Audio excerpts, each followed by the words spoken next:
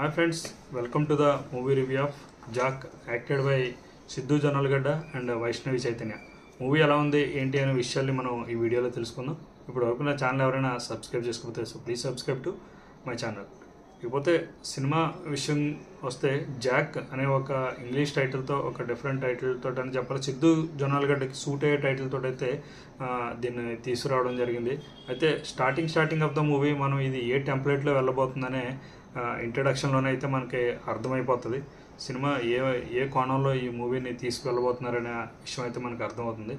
So first half of the movie విషయానికి వచ్చేసరికి first హాఫ్లో ఉన్నటువంటి కొంత మనకి డిజిటల్ ఫ్లేవర్ ఇంకా అక్కడక్కడ కనిపిస్తూ ఉన్నప్పటికీ కూడా సినిమా సిద్ధు జొన్నాలగడ్డ డిజిటల్ నుంచి కొంచెం బయటకు రావడానికి అయితే ట్రై చేశారు. ఇటువంటి మూవీస్ కూడా నేను చేయగలనని చెప్పి కొంచెం ట్రై చేశారని చెప్పాలి. సో ఆ విధంగా ఆయన సఫలీకృతుడయ్యాడని చెప్పచ్చు. ఎందుకంటే తన యాక్టింగ్ కానీ ఫస్ట్ హాఫ్లో ఫన్ అంతా బాగుంది. అలాగే సుబ్బరాజు, ప్రకాష్ రాజ్, నరేష్, అలాగే బ్రహ్మాజీ ఇటువంటి యాక్టర్స్ అందరూ కూడా ఫస్ట్ హాఫ్లో మనకు కనిపిస్తూ ఉంటారు. ఫస్ట్ హాఫ్ అంతా ఒక హంటింగ్ టైప్లో మనకి నడుస్తూ ఉంటుంది. ఫస్ట్ హాఫ్ అంతా కూడా చాలా బాగుంది, కొంచెం ఎంగేజింగ్గా ఉంది, అంతా కూడా బాగుందని చెప్పచ్చు. ఇంటర్వెల్ బ్యాంక్ వచ్చేసరికి ఇంటర్వెల్ బ్యాంక్ కూడా edge of the seat scene అయితే ఏం కాదు, కానీ బాగుంది. మనం ఎక్స్పెక్ట్ చేయనట్టుగానే ఇంటర్వెల్ బ్యాంక్ ఎలా ఉండాలో అలానే ఉంది. సెకండ్ హాఫ్ వచ్చేసరికి కొంచెం డ్రాగ్ చేసినట్టు అనిపిస్తుంది. అటు నుంచి అటు ఎక్కడికి వెళ్తుందో తెలియదు. అలాగే మనం గత సినిమాల్లో చూసినటువంటి కొన్ని మిలిటరీ ఆపరేషన్స్, కొన్ని ఈ టైప్ ఆఫ్ రా ఆపరేషన్స్ ఇటువంటివి మనకి కనిపిస్తూ ఉంటాయి. అది కూడా బాగుంది. ఓకే, అది బాగుందని అంటే సూపర్గా ఉందని అయితే చెప్పను. క్లైమాక్స్ కూడా కొన్ని నాటికి లాజిక్లు మిస్ అయ్యారని చెప్పచ్చు. లాజిక్ మిస్ అయినప్పటికీ కూడా మన సినిమాలా చూస్తే కనుక ఓకే అనిపించుకుంది. లేకపోతే యాక్టర్స్ పర్ఫార్మెన్స్కి వచ్చేసరికి వైష్ణవి చైతన్య ఫస్ట్ నుంచి లాస్ట్ వరకు కూడా ఉంటుంది ఆమె.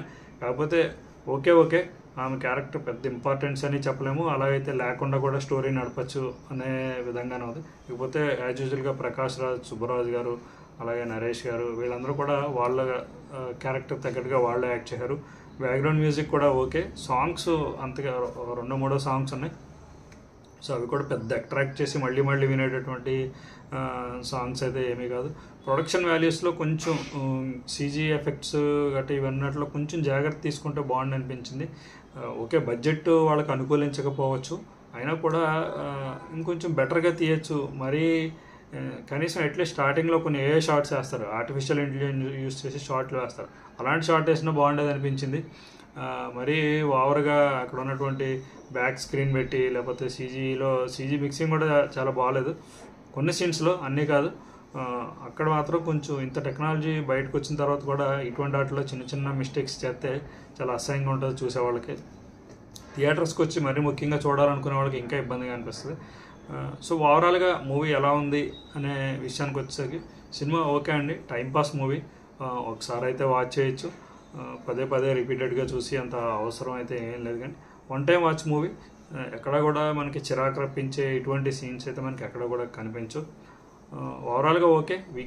ఈ వీకెండ్లో వచ్చినటువంటి ఈ మూవీలో నా రేటింగ్ అయితే అవుట్ ఆఫ్ 5 2.5 వరకు అయితే ఇవ్వచ్చు.